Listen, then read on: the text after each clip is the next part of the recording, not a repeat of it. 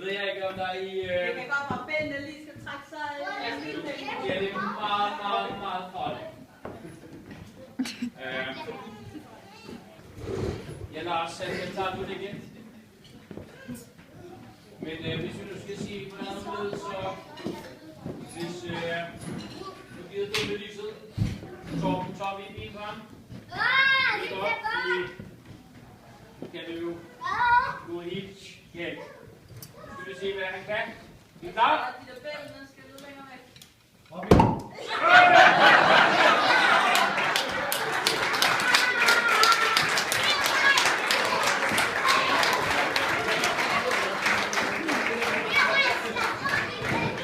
Jeg vil lige sige til generalprøven i går, der kunne vi altså lave den der... Ja. Der har været meget storm, men vi bliver enige om, det var nok ikke så meget jolly.